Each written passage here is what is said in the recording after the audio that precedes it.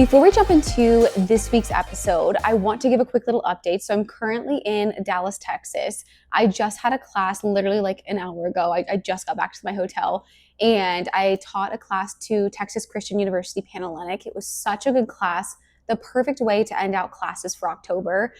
And it's so hard. Every time I travel to a new spot, I swear I'm like, I want to move here. Like I was just in South Carolina thinking the exact same thing. And I love a city. For me, especially right now, I'm like, okay, where would we buy a house or eventually raise a family? I'm like, so not ready to have kids, but one day when that does come, where do we want to do that? Where are the things to still do? Where the hard thing when we did live here was I felt like things did kind of close early, but we were also like in Grapevine, Texas, which is outside of Dallas. So I feel like if we were in Dallas a little bit closer, we maybe would have had a little bit more to do or felt like we did. But I don't know. It makes me feel nostalgic. Anyways, in today's episode, we're not going to talk about travel or classes, but I do want to talk to you about just like some random safety tips. So I have a bunch of different categories. This was just like total brain dump. And I'm going to go through several different things, whether they're like myths or different safety tips you need. So buckle up. There's going to be a ton of topics that we cover today, and I'm just going to spitfire them at you. So pull out your notebooks if you need it, because we're going through every type of topic you could imagine. To start off, I want to talk about some things that you really don't need to worry about. And this isn't to say that these things couldn't happen, but this is to say that these things are not likely to happen. There are not, most of the things I'm going to talk about, there aren't really credible cases of these things happening. So just, be mindful. The first one here is people lying underneath your car to slash your Achilles tendon. And I hear about this in every class. I'm not kidding. Every single class I hear about this. Something women fear or things that they connect to trafficking.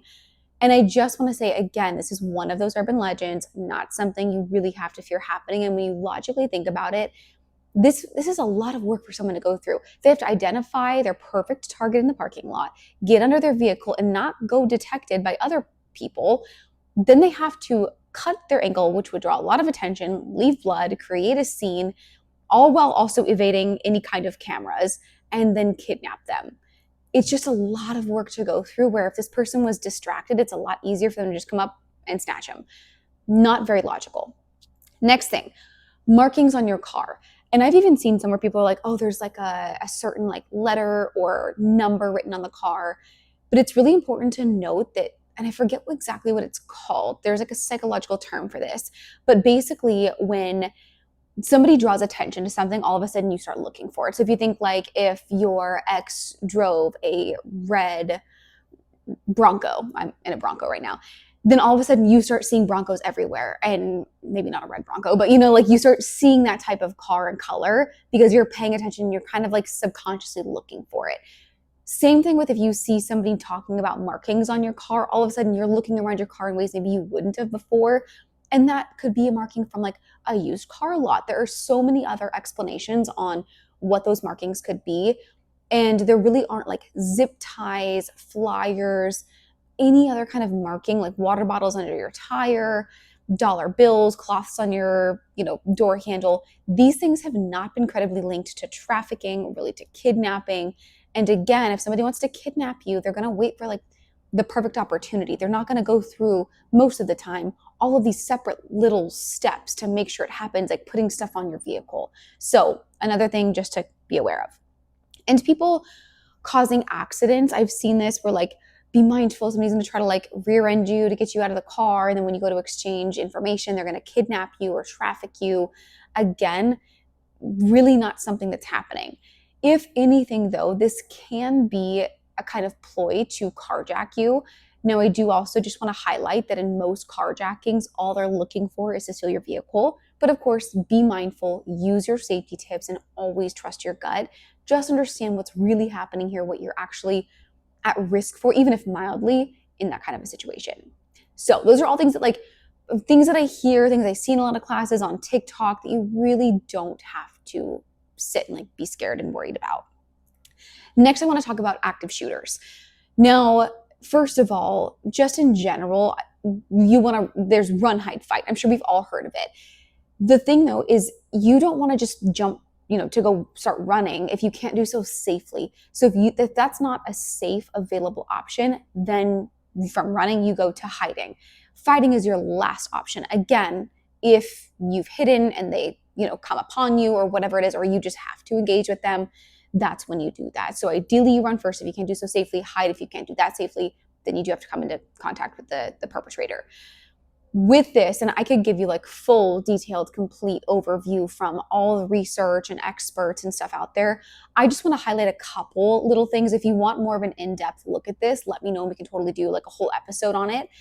Couple things to point out. First of all, if you're running, just be mindful that your ears can deceive you. You might think a shot is coming from one direction, but it's coming from the complete opposite. The sounds can reverberate on buildings and stuff. So just be mindful of that. And remember that most of the time, if it's an active shooter, they're probably looking for the largest group of people to aim at. So just something to kind of consider, something you're probably not stopping to consider in that situation, but just really make sure you know where the shots are coming from and look at the best way you can exit the situation if you're running and it's safe to do so. With that too, if you are coming up upon like law enforcement, try to have your hands up so they know you're not the person that they're looking for. And if possible too, remember that zigzagging is not the first thing you want to do. So if you can sprint to a position of cover, that's what you want to do first. Zigzagging is more so if you're out in the open, the shooter would then have to correct like side to side, up, down. So that's what's going to make it maybe more difficult for them to get like a lethal shot off. But just be mindful that when you're doing something like that, it is increasing the amount of time and exposure to the person with a weapon.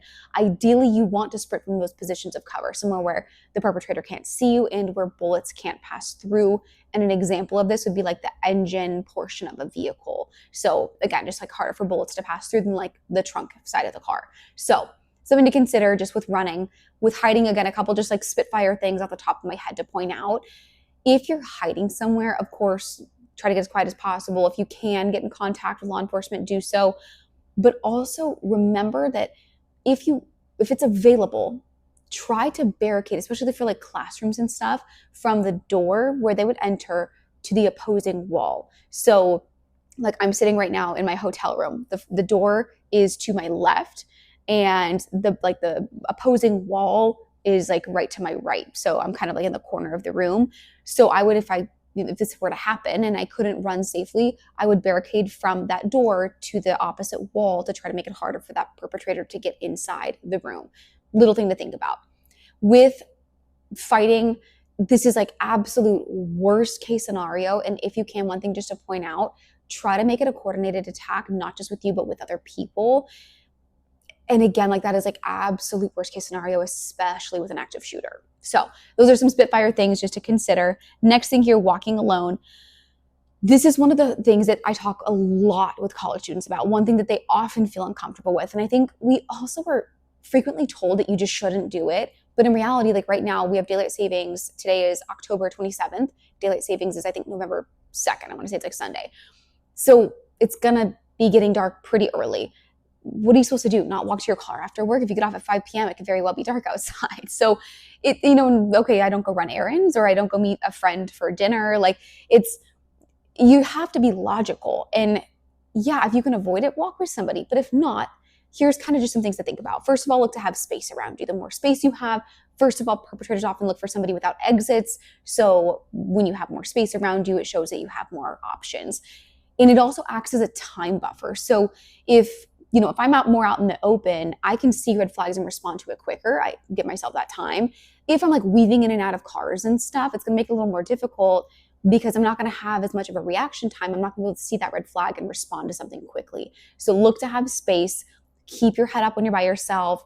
Show people that you know that they're there. Another thing perpetrators largely look for is to have the element of surprise. They come up, they catch you off guard. It takes you longer to process and respond. Always look, if you can, to take that away. If you think somebody's following you, make sure that they know you know they're there. Turn around, just look their direction. Immediately distance and obstacles between you and them. Get somewhere safe in public and try to call for help. Obviously, don't go to like important locations like your home, especially if it's like somewhere you just live. Apartment complex, not ideal, but at least they don't know your exact unit number. Same thing, like I tell girls, like if they're going to a sorority house and it happens to be right there. One thing though, like if you're trying to just like randomly get in somewhere, you don't know if it's open and unlocked, just be mindful that you're not all of a sudden making it so you don't have any exits going up to that door no one's there, it's locked, and then now you're cornered. So little things to think about. Again, have your head up, take away the element of surprise, show that even though you're isolated, you can still be exposed and have as many exits as possible. Give yourself the time buffer. I digress. And also on that note, please don't take 4 left or 4 right turns.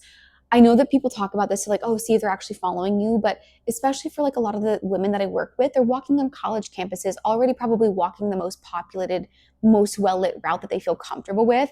When you start doing that, you're putting yourself in more desolate locations, and you're training yourself to second guess your gut instinct, and you don't have training. Immediately get to safety as fast as you can and increase distance with that person. Don't try to act like you would in like a spy movie or something.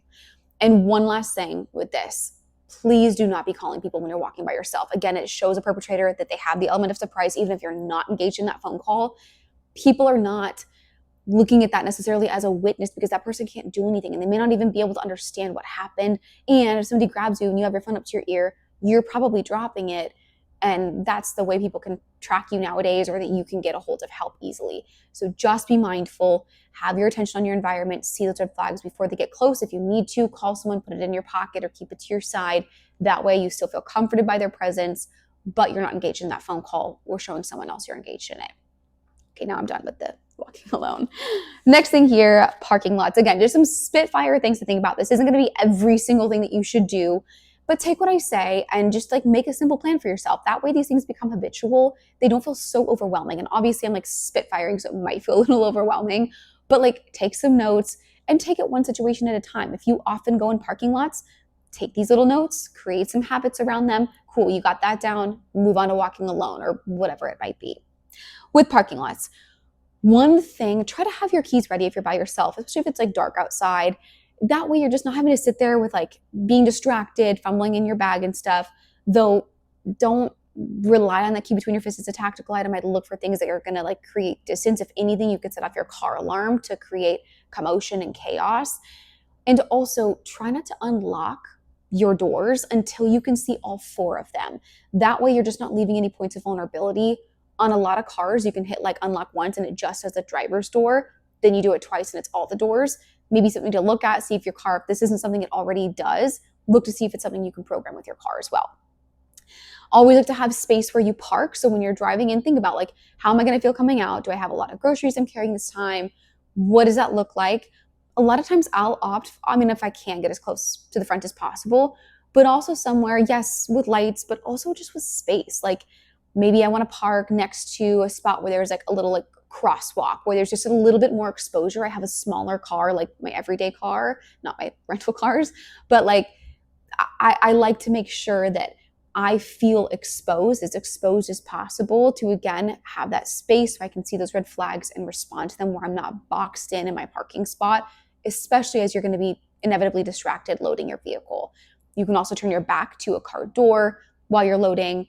If you're coming out with like a bunch of stuff, it's late at night, you feel a little anxious, again, it's going to get dark pretty early. Consider just putting yourself in a cart, walking it out to your car. That way that cart acts as a barrier between you and the perpetrator, and you're not focused on the discomfort of carrying stuff or like, not dropping it. Just little things to be mindful of.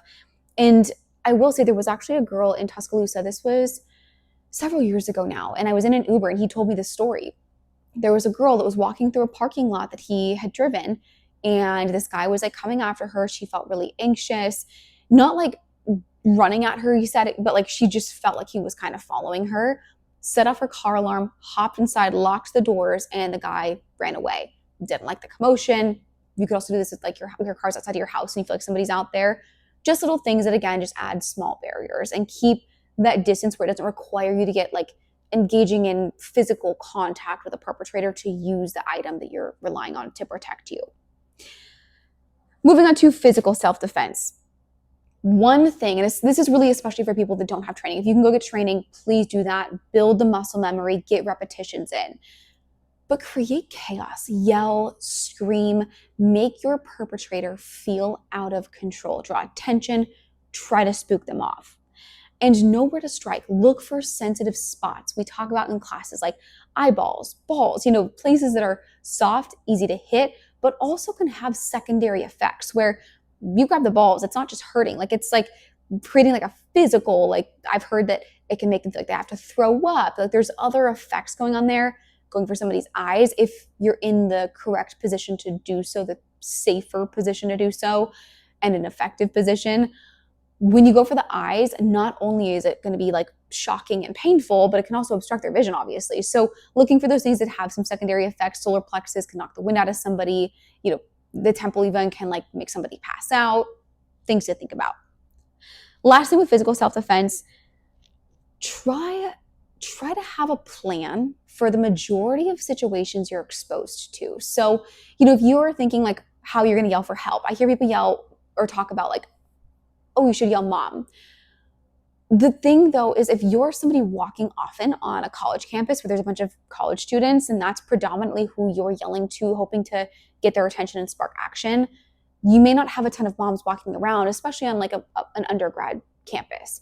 Looking for maybe to do that, at a grocery store, maybe there is more of a chance that there's a mom there, or a mall, just thinking about where are you at most often, what are you going to yell, how are you going to create chaos, and how are you afraid of people grabbing you? Like, are you mostly, first of all, keeping in mind too that like, let's say you're afraid of SA situations, you're more likely to be victimized around the people that you know. So what could you do in those settings? What would you feel comfortable with? What is available to you?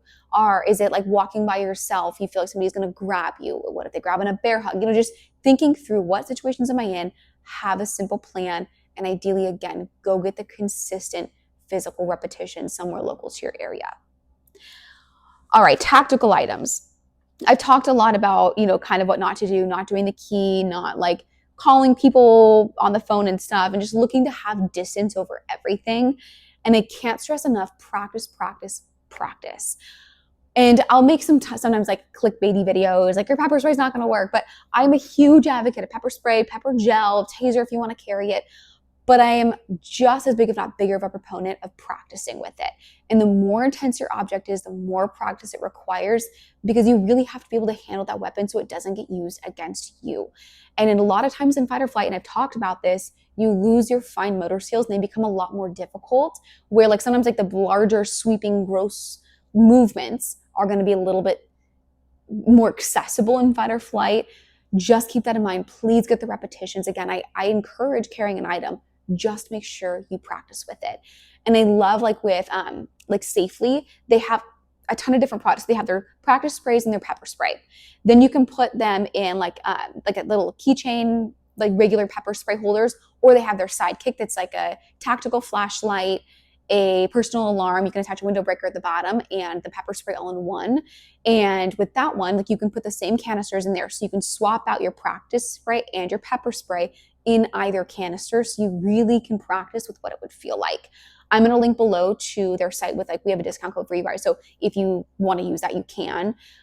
If you're more of like a pepper gel kind of person, SABRE also has practice canisters. Just look to get something, the practice canister, that resembles your pepper spray canister, if not being the same actual like holder, if that makes sense. So you're really practicing for the real thing.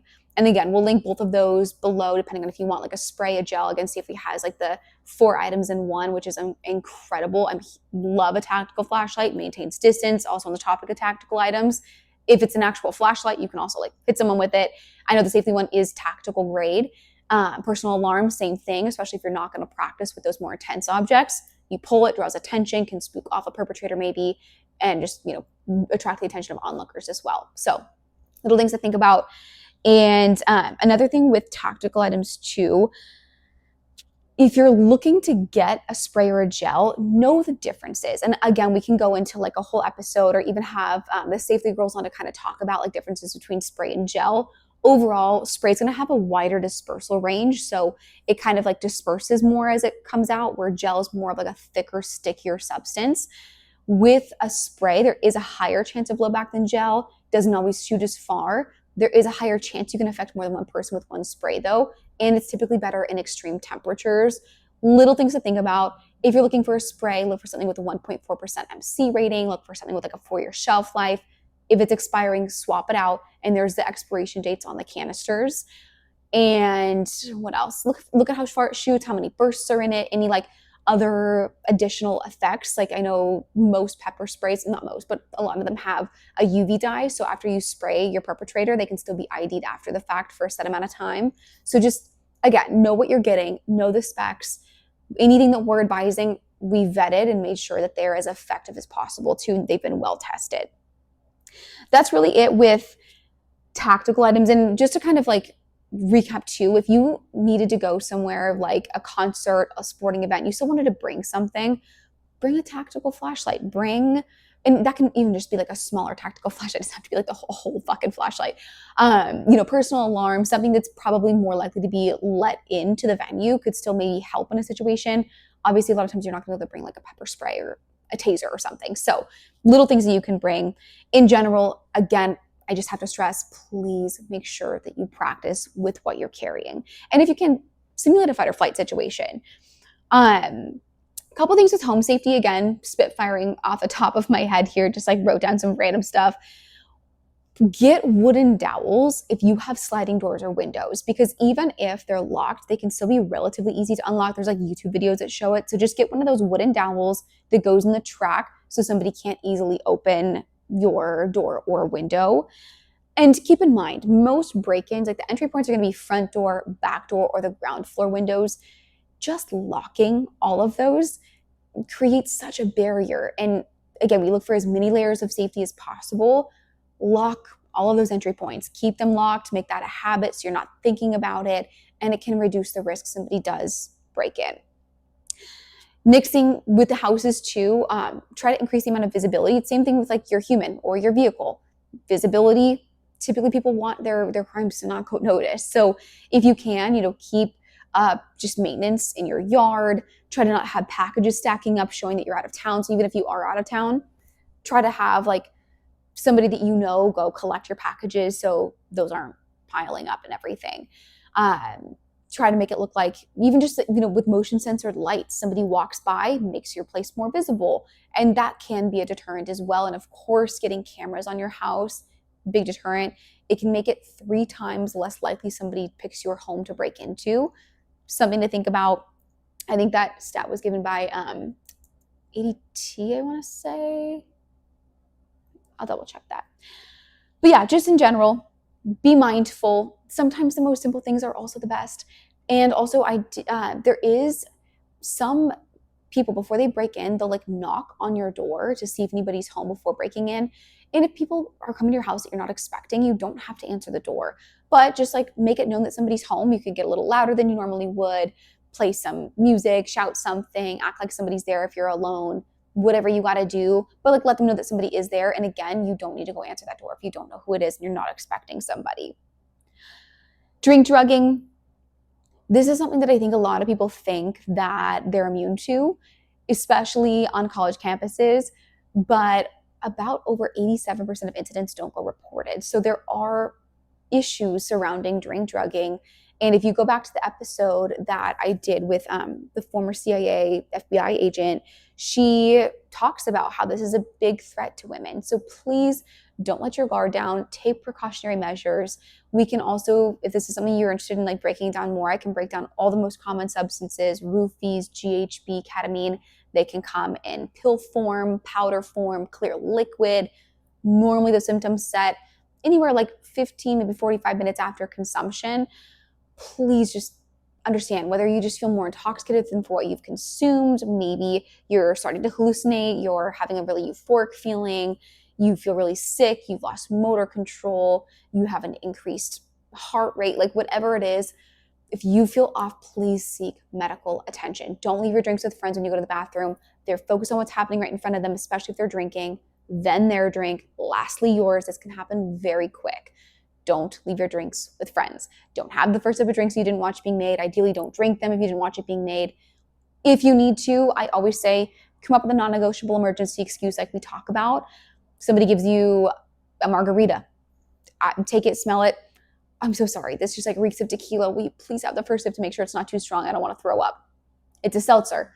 I feel like this is kind of flat. Will you try to make sure it's still bubbly? I know that I'm going to gag if it's flat. Whatever you got to do, create those excuses to make them have the first sip, judge their response. If they're even remotely weird, excuse yourself to the bathroom, dump it out, accidentally spill it, whatever you got to do to get rid of that drink. Please take precautionary measures. We always advise, Think Twice has incredible drink testing strips. Highly recommend. I believe you guys get 20% off. We'll put that in the show notes as well. So we'll put Safely, SABRE, and Think Twice. Highly, highly, highly recommend. With the drink testing strips, you drop a little piece of your drink on, you could actually have to go to the bathroom, and the back of the packaging is going to tell you if something was put in your drink. They're very well tested, very reliable. They even supply stuff to California bars and clubs because it's required in some like bars and clubs there to have drink safety items. So really great company, nonprofit, love them. And again, we'll link to that below. Trafficking, just some quick little things. I know that I did a whole episode on this, but know what love bombing is and how to identify it. This is a way more commonly used tactic than somebody ever trying to like put something on your vehicle or randomly kidnap you with like laying under your car to slash your Achilles. So know what love bombing is, know how to really suss it out, understand that it's done with the intention to manipulate. And it's gonna be somebody trying to lock you down early, trying to kind of like, shit on your support system and isolate you from them, controlling communications with them, and coming on really strong, like attention, love, gifts, flattery with those low lows as well. Just be mindful of it. Don't let people isolate you if you feel like you're starting to kind of stop hanging out with people in a way where it's not just because like somebody comes into your life and you're hanging out with them, a couple more times a week. So now you just don't have as much time for your friends and family, but you still talk to them. You still feel like you're able to talk to them freely. If you start to feel though like those communications are controlled, or somebody's like really trying to pull you away from all friends, or talking about every close person in your life, just be very, very mindful of that, because that's something that traffickers will look to do. I know this sounds really simple and like obnoxiously obvious sometimes. Best things you can do though, build self-esteem and know how to vet people that come into your life. Know how to look for intentions. Know the manipulative tactics they use. If this is, again, I know I keep saying this, but if any of these topics are things you want me to go more in depth with, please reach out to me, DM me, submit it. We have all the links below, and I'm more than happy to really kind of go through all the research and important information with any of these topics you're more interested in. And I have so much on trafficking. Again, I would draw your attention to the episode that I just did with all the trafficking stuff, or any of the trafficking experts we've had on. I am looking to get Dr. Deeds on again to really discuss some other just things floating around. I've had a lot of videos doing really well on TikTok with like human trafficking stuff. So I know that's a big point of interest right now. So I'm going to try to get him on the pod.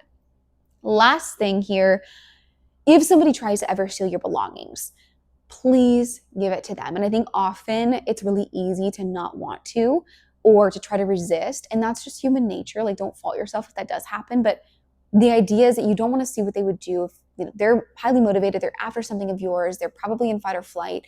You just don't want to see what they would do if you resist. Just hand your things over. They are replaceable. Make sure to move slow and telegraph your movements, especially if they have some kind of weapon pointed at you. Telegraphing would be like, okay, my phone's in my back right pocket, your hands are up, right? I'm moving my right hand to grab it, move it slow, explain what you're doing so you don't set them off, and slowly hand it over to them.